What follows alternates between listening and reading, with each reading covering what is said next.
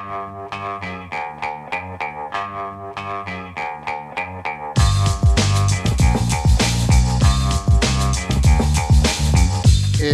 the Brian Lehrer Show on WNYC. Good morning, everyone. We are honored on this Juneteenth 2026 to have Senator and Reverend Raphael Warnock with us. Talk about holding two jobs. He is the senior pastor at what is often called Martin Luther King's Church, the Ebenezer Baptist Church in Atlanta, as well as senator from the ultimate swing state of Georgia. If his Georgia colleague, John Ossoff, wins or loses his election this fall, that could determine control of the United States Senate. We'll talk about the holiday, the midterms, and some other news of the day, and Senator Warnock's new book, The Crooked Places Made Straight, Reflections on the Moral Meaning of America. Originally from Savannah, some of you may know Senator Warnock also has a New York background. He lived in the city for a decade in the 90s and early 2000s, earning his master's and doctorate degrees at the Union Theological Seminary and becoming an assistant pastor at Harlem's Abyssinian Baptist Church. Reverend Warnock, good to have you back on this show. Welcome back to WNYC. Great to be here with you. Would you start with the title of the book, Crooked Places Made Straight? I know it's from the book of Isaiah. Would you like to give our listeners the fuller quote and say why it's so meaningful to you in the context of today's United States? Yeah, there is a wonderful passage in the book of Isaiah, and it's one that Jews and Christians know. But even if you're not a part of those traditions, if you've ever heard George Frederick Handel's Messiah, the passage says, "Every valley shall be exalted, the mountains and hills shall be made low, the crooked places made straight, and the rough places smooth. And the glory of the Lord shall be revealed, and all flesh shall see it together." It is a vision put forward by the prophet to a people who were living through a very difficult season, a time of exile, a time when the things that people take for granted or that create a sense of security and certainty, your institutions, even the temple, all of those things were in flux. And folks wondered when in the world when will we be able to get back? They're in exile. And the idea here is from the prophet is that we don't just need to go back to the land. We need to reimagine the land. And I think in this dark moment in our country, here's a time to reimagine who we are as an American people. And so this is a sermon to the country as we approach our 250th anniversary. I confront head on the problems that confront us and that challenge us. But ultimately, I believe in the American project. And I urge us to recommit to one another, to our faith in the American covenant and our promise as a people together. I'll note that your book opens with a Juneteenth story about your sermon at the National Cathedral in Washington, D.C. on Juneteenth 2023. When you preached about that passage from Isaiah. I see you'll be back there tonight. Maybe it's obvious, or maybe you really kind of just said it, but can you talk a little bit about what makes that Isaiah verse especially relevant to this holiday? Yeah, well, Juneteenth is a reminder that the American story is one in which the diversity of the American people step by step get to come to the table. And as each of us comes to the table, we add and we expand this idea of what it means to be a free people. Juneteenth is a metaphor for that, if you will. The slaves and enslaved people had been set free when Lincoln issued his Emancipation Proclamation, effective January 1st, 1863, but it took two and a half years for the enslaved population of Galveston, Texas to get the word. It took them a while. Freedom took a while to come. And that, in a real sense, has been the American story. We have these high ideals expressed in our charter documents. Jefferson saying, "We hold these truths to be self-evident, that all men are created equal, that they are endowed with their Creator with certain inalienable rights, among them life, liberty, and the pursuit of happiness." Words that Dr. King called cosmic words in their impact. He said that these These were words of cosmic proportions. And yet, he was engaged in a fierce struggle to push the country to live up to those ideals. Women have had to come to the tables through the act of women's suffrage in the 1920s. Members of the LGBTQ community have had to fight for their dignity, Americans with disabilities. We've had to be reminded in a dark period like this that we are a nation of immigrants. And so I lift up Isaiah because he speaks with a great deal of hope, but he also challenges those who are in power, who are so obsessed with their own needs and their own desires that they are neglecting the people. He could have been speaking about 21st century politicians in America when the prophet said in the very first chapter, your princes, read politicians. He says, your princes are rebels. They are companions of thieves. Everybody is seeking after a gift. No one is defending the widows and the orphans. The widows and the orphans were those who would need a little help, those who would be a part of the social safety net, those who live on the margins. He says that your politicians are so focused on bribes and on self-aggrandizement that they're not taking care of the vulnerable. Our system is awash in money. We have a system that is enmeshed in legalized bribery. Ever since Citizens United, especially, the voices of ordinary people have been squeezed out of their democracy. The well-connected and the wealthy, corporatist interests have an outsized voice in our politics. And as a result of that, we've seen wealth increasingly concentrated at the top, while those at the bottom and those in the middle continue to suffer. And that's why I lift up Isaiah's vision of valleys being exalted and mountains being made low, a leveling of the playing field so that every child has access. You beat me to it, but with those quotes that you were giving from Isaiah, I was going to say, boy, talk about being a prophet. That was how many centuries before Citizens United or self-aggrandizement? How long before the President of the United States wanted to put his own face on a $250 bill, right?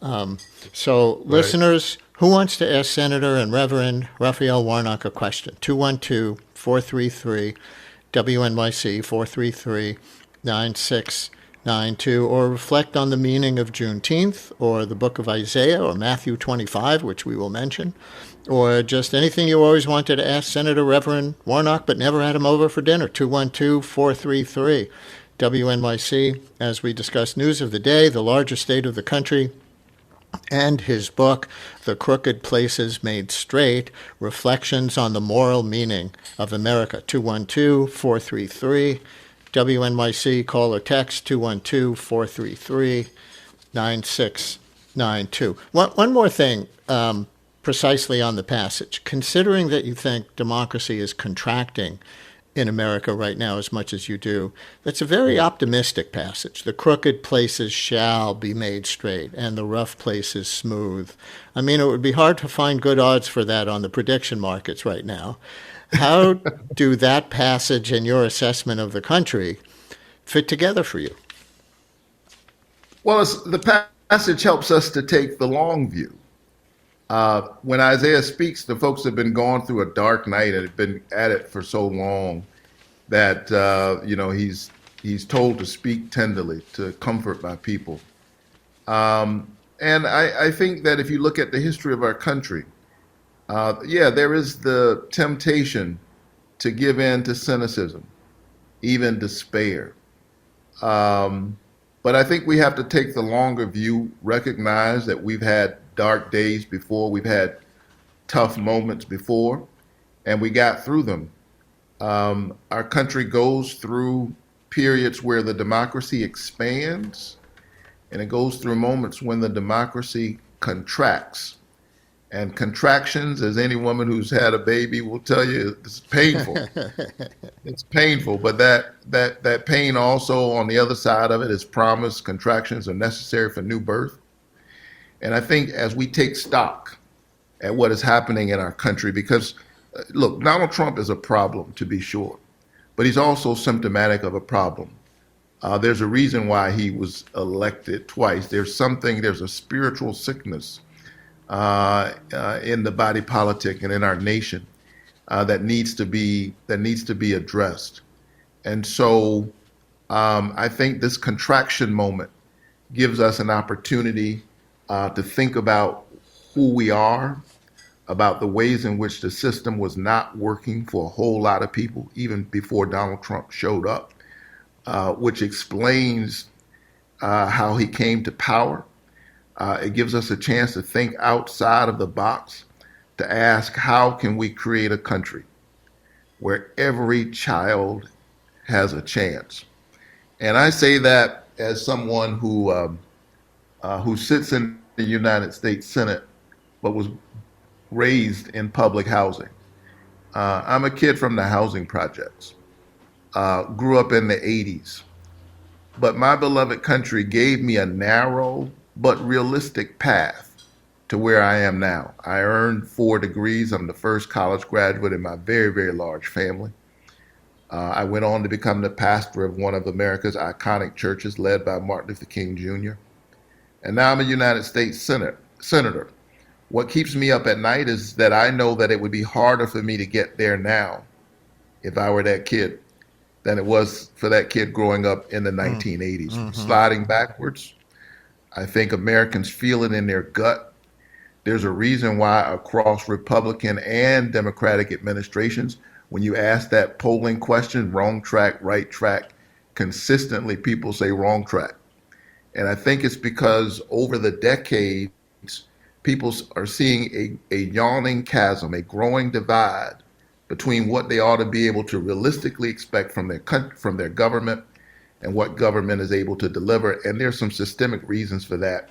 I take them on and I offer a vision in my book, The Crooked Places Made Straight. I think we have a caller who's familiar with and has thought about that particular piece of scripture. So let's take Mendel in West Hartford. You're on WNYC with Senator Raphael Warnock. Hi, Mendel. Good morning, Senator Raphael Warnock, and good morning to you, Brian. I went to a Hebrew day school until I was in 8th grade, and we would have Bible study in 6th, 7th, and 8th grade on Thursdays, and there was this quote from the scriptures that really stuck with me, and it was, and maybe I'm getting it wrong, and correct me if I'm wrong, the book of Isaiah chapter 6, verse 4. And I heard the voice of the Lord, and he said, "Whom shall I send? Who will go for us?" And I said, "Here am I, send me." And I don't mean that to speak to violence, but to voice. Reverend Senator. And indeed, that passage you lift up is one of my favorites from the book of Isaiah. He is in the temple. King Uzziah has died. It's a moment of shifting in the nation. And Isaiah answers the call. As you said, he hears the voice asking, "Who will go and whom shall I send?" Isaiah answers, "Here am I, send me." I certainly have tried to answer that call to public service. I often say that I'm not a senator who used to be a pastor. I'm a pastor in the Senate. I'm inspired even on our most difficult days, our crazy days in Washington, that a kid like me gets to be here representing 11 million people in the state of Georgia. And I put up with politics. I put up with politics because every now and then you get to do something amazing, like write a piece of legislation, as I did, that capped the cost of insulin for seniors to no more than $35 of out-of-pocket costs per month. That it literally saves people's lives. But the good news is that we all have a calling.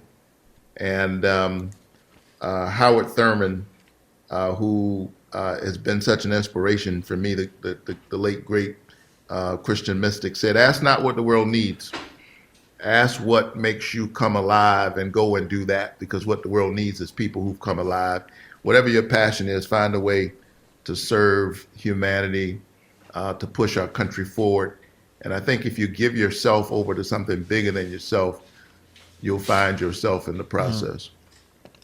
Thank you for your call, Mendel. Senator, I guess you know that Vice President Vance released a new book on the same day as yours, and just as yours has a religious underpinning to your politics at its heart, his does too. It's called Communion, Finding My Way Back to Faith. I'm curious if you've read it, or if you plan to, or have ideas on how your vision of redeeming America through faith compares to his. No, I have not read the book. I think it's a good thing for all of us who are people of faith to spend some time maybe reading the book together.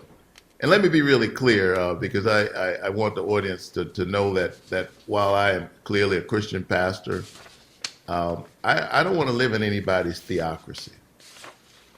The covenant we have with one another as an American people is freedom of religion, and a government will not establish a church, if you will. And so what I think we need in a moment like this is people of various faith traditions and people who claim no faith tradition at all, but are people of moral courage, pushing the country forward.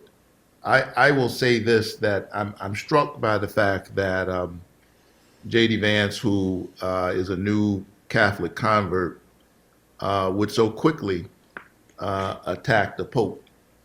The Pope was recently urging, in the midst of the Iranian crisis, urging that we work towards peace. Something wholly appropriate for a Pope to say. And I was struck by J.D. Vance saying that the Pope needs to be careful when he's talking about theology, as if he was saying that the Pope needs to stay in his lane. So you know, my concern is, what is the relationship between the faith claims and actually what you do in the world? I'm a Matthew 25 Christian. I believe that the authenticity of your faith is the depth of your commitment to those who are on the margins, the poor. And this administration, the Trump-Vance administration, through their one big ugly bill and their other policies, have caused us to be in the largest transfer of wealth from the bottom to the top that we've seen in my lifetime. And for me, that's the opposite of the gospel. Here is Robert in Hoboken, originally from your state of Georgia. Robert, you're on WNYC with Senator Raphael Warnock. Hello. Hi, sir. I was just curious. I'm from Georgia. I grew up down there in Griffin, but I've been up here for the past 35 years. But it was quite disheartening to see the South rush to get rid of black congressmen again. It feels like we're going back, and I'm surprised after a generation of integration. I mean, my sister was the first class to go fully integrated all the way through school, and to see it go back just seems very disheartening. Oh, I couldn't agree with you more, sir. And it's hard to overstate the devastating consequences of the Supreme Court's recent decision in the Calais case. They literally created a legal permission structure for red state governors and red state legislatures in the South to diminish the voices of black people through gerrymandering. And the court said, you can do all the gerrymandering you want, just don't say it's because of race. Well, I mean, if you think about it, that's a ridiculous framing of the issue on its face. What politicians want to do is stay in power. So at root, the issue is power. But clearly, they don't mind using race if it will keep them in power. The partisan lines and the racial lines in the South are deeply connected. And that is for clear historic reasons. There's a reason why black people are overwhelmingly Democrats, particularly in the South. And ironically, it's because of just such awful shenanigans that we're witnessing right now from the Republican Party. I suspect that you would perhaps have more, if you will, Chamber of Commerce black Republicans if it weren't for some of the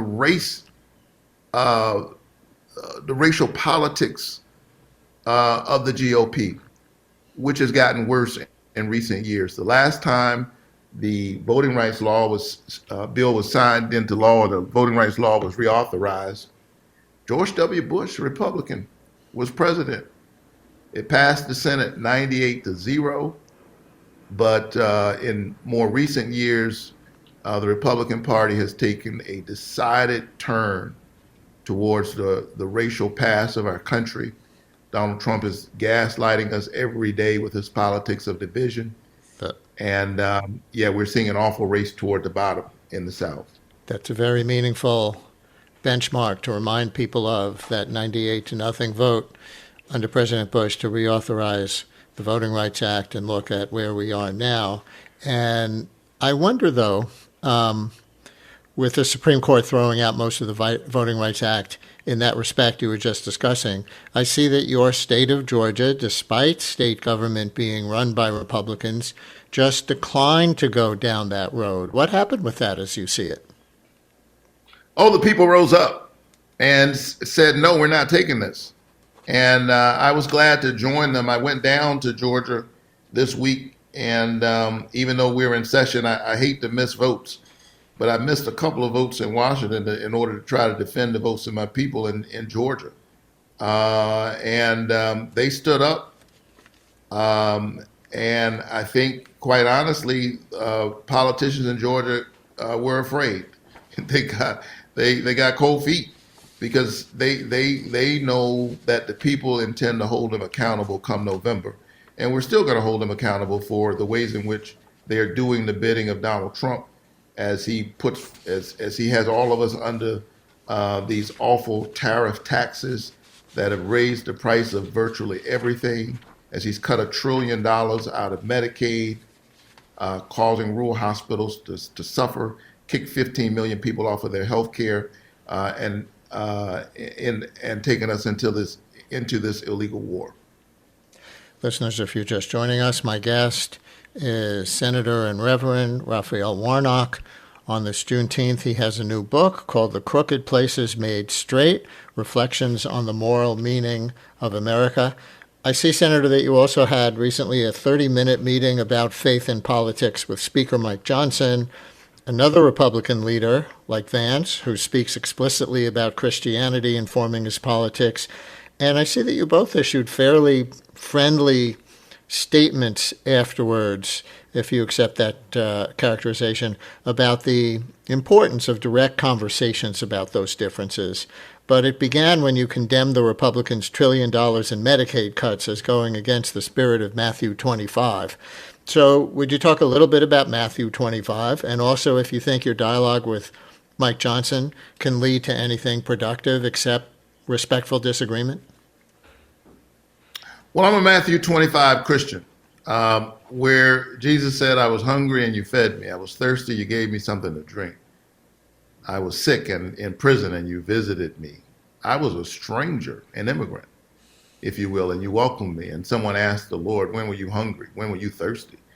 When were you in prison? When were you a stranger? And he said, inasmuch as you have done it unto the least of these, you've done it also unto me. That is the spirit of the gospel and of the scriptures.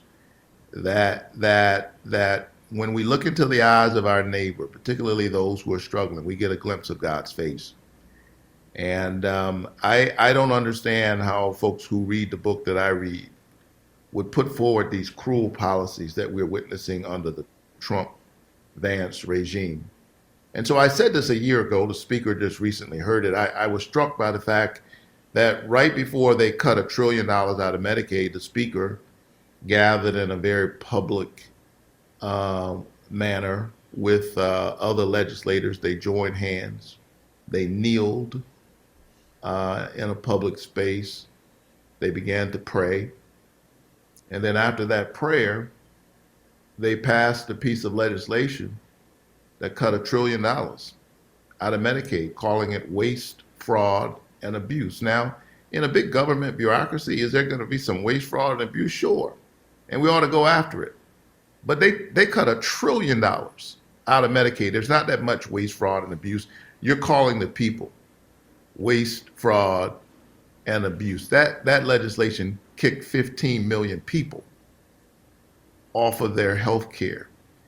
That piece of legislation put forward draconian cuts on SNAP, the Supplemental Nutrition Assistance Program, knocking veterans and seniors and the children of working class families into a place where you're literally taking food out of people's mouths.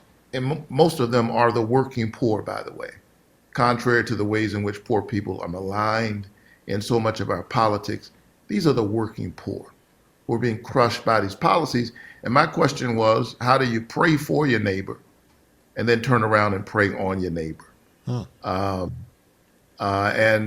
was an issue I raised a year ago. The speaker didn't see it, but I think I literally remember sending out a tweet from Isaiah where the Lord says, I will not endure solemn assemblies with iniquity.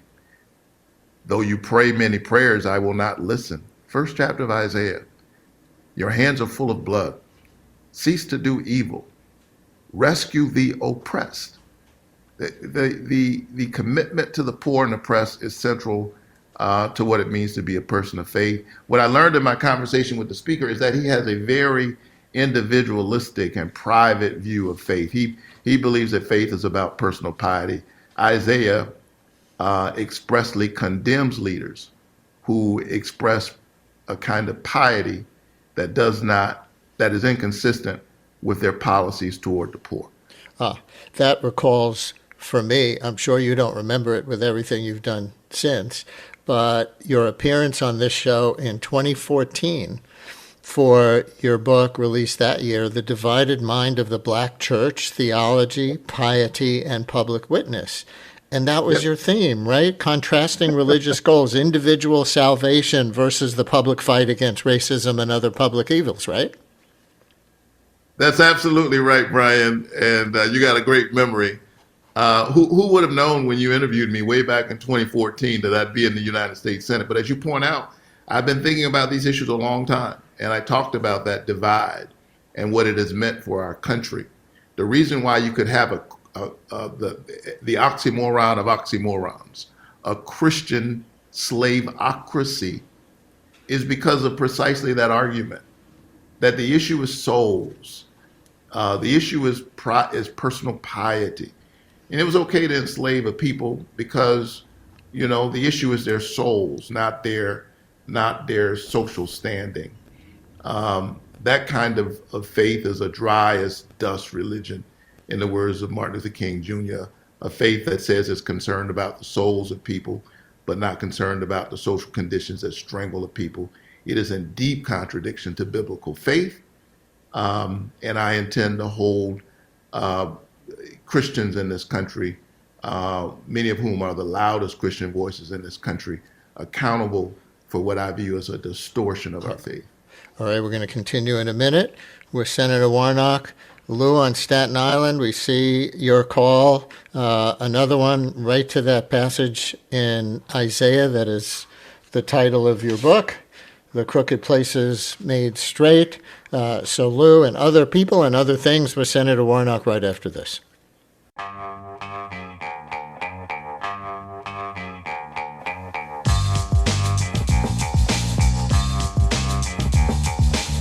Brian Lehrer on WNYC with Georgia Senator and Reverend Raphael Warnock and his new book, The Crooked Places Made Straight, Reflections on the Moral Meaning of America. And Lou on Staten Island, you're on WNYC with Senator Warnock. Hi, Lou. Good morning, Brian. Thanks for taking my call. And good morning, Senator. Good morning. As a Pentecostal Christian myself who believes in tongue speaking and all of that, it seems to me the prophet Isaiah was talking about the coming of Jesus Christ. When he comes, or when he came and the people will accept the message that he brought, then that would have equipped us to start making the crooked pieces straight and then taking care of the poor and then administering justice up in the land. But it seemed that the people accepted the messenger and rejected the message itself. which was going to now bring repentance, which is a change of mind to the hearts of the people, and then these people then will begin to do this work, to take care of the poor, to administer justice. But it seems that we deny the power, and we just put on a form of godliness. And to me, I think that's what the problem is, and I'm still struggling with that particular scripture, because the heart hasn't changed. And this is the problem. The United States is a country that claims to be a Christian nation, but when you look at the way the system works, it's all money, money, money, money, money, money. It's just getting ugly. To me, until you accept the power of the messenger can preach all he wants to, but until the message is accepted and then the heart is changed, we're going to keep on going over this all the time. Yeah. Every time this country takes one step forward, it goes backward. Lou, thank you so much. And Senator, I guess I should call you Reverend to answer that Pentecostal Christian's plea. Your reaction to Lou? Yeah. I grew up in a Pentecostal church, and both parents were preachers. I often say that my folks spoke to me in King James English, everyday speech. Thou shalt wash the dishes, lest thou smite thee with my rod and my staff. So listen, I remain hopeful regarding our country. We've got challenges, and I take them on in this book. The first 2 chapters are on voting rights, because I think, democracy is not just one issue alongside others. It's the house in which we get to fight. So I talk about voting rights in chapter 1. I talk about dark money in our politics, as he refers to that the ways in which our system is just immersed in money. And therefore corruption, the crooked places need to be made straight. The reason why we have so many low places is because there are so many crooked places. Let me give you one example. I'm proud of the fact that when I came to the Senate, because I won and we flipped the Senate, Democrats were able to pass on a party line vote a piece of legislation that gave Medicare the right to negotiate with Big Pharma the price of prescription drugs.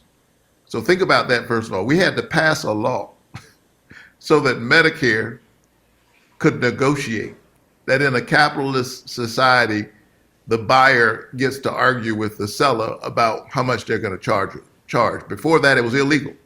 So now I want to tell you something right there about the outsized impact of Big Pharma and other big moneyed interests, big oil, the gun lobby, all of these groups in our politics. So we were able to get the law passed, proud of that, so that we could negotiate. But how many drugs? 10 drugs.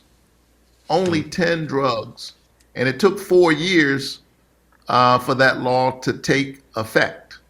So what you see in there is that even with Democrats getting something done, the good news is we were willing to do it. Our Republican friends wouldn't come along with us. The bad news is you could only do 10 drugs. It took 4 years to put it in effect. It tells you everything you need to know. This place is not on the level. Legalized bribery, if you will, is a part of our campaign finance system. And that's the reason why so little gets done in this country. The people's voices are being squeezed out of their democracy. Here's one for you that I knew we would get, at least one like this during the segment. It's a text that says, "Enough already. These words were written by men. They have great value, as does Beethoven's music. Please keep the church and state separate." And, we have humanists or non-believers in our audience who, when we have conversations like about your differences with J.D. Vance or Mike Johnson, and come to such opposite conclusions about right and wrong and what makes a healthy society based on each of your interpretations of religion, then the idea of God is meaningless. It's just whatever humans want it to be. How would you respond to that texter and other listeners like that? No, I love and appreciate that question. And so let me start by saying again that I don't want to live in anybody's theocracy.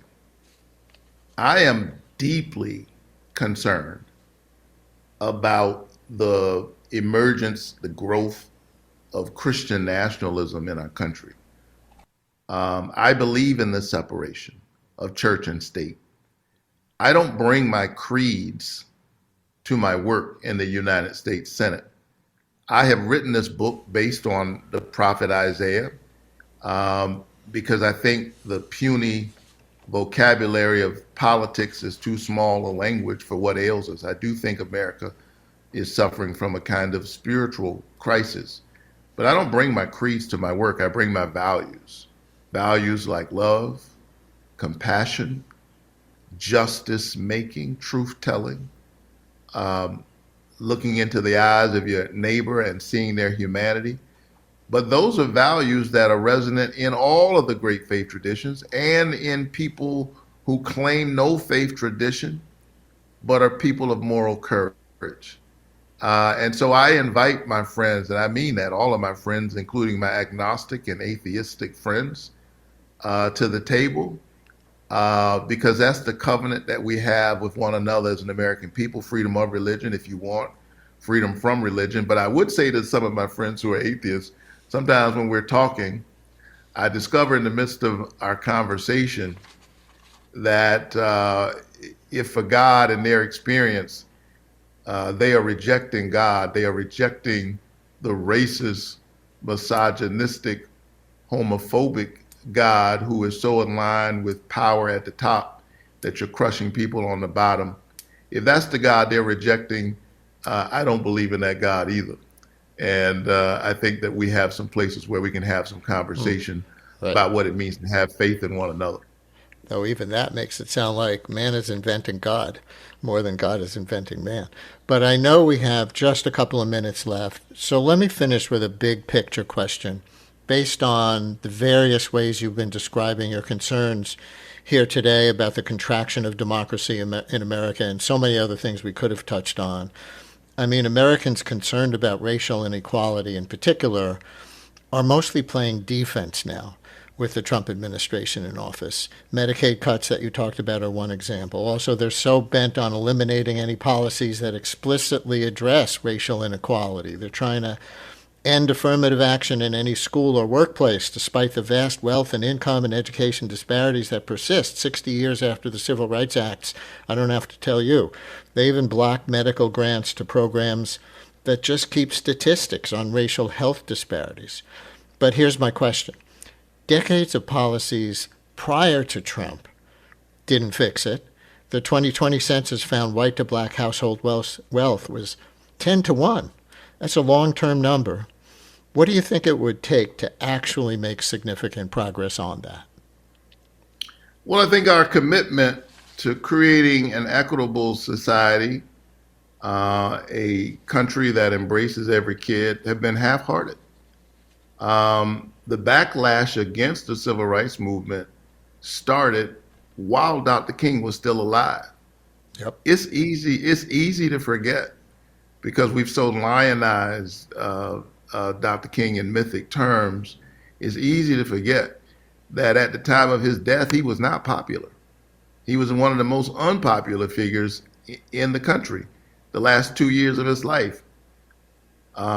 White Americans said that he was doing more to hurt race relations then than he was helping. And so what I am arguing for is a full-orbed commitment as a country to building what Dr. King called the beloved community. And I don't just mean black citizens. If they come for me in the morning, they'll come to get you at night. What we need is a multiracial, multi-generational coalition of conscience that believes in the covenant we have with one another as an American people. I see America, as I began in my book in the introduction, as a grand cathedral. Cathedrals take a long time to build. The Cathedral of St. John the Divine in New York City was begun in 1892. They didn't finish until 1941, and when they finished, they only finished 2/3 of the cathedral. It's called the Cathedral of St. John the Unfinished as a nickname. America is an unfinished cathedral, but it's a cathedral nonetheless. I will put my bet with the people every time, and I believe that it's the people who are going to get us through this moment as we reimagine who we are for one another. Senator from Georgia and Reverend at the Ebenezer Baptist Church, Raphael Warnock, and now author of The Crooked Places Made Straight, Reflections on the Moral Meaning of America. So you were on in 2014, now you've been on today. Let's not wait until 2038 with the same gap. Thank you for joining us. Great to be with you.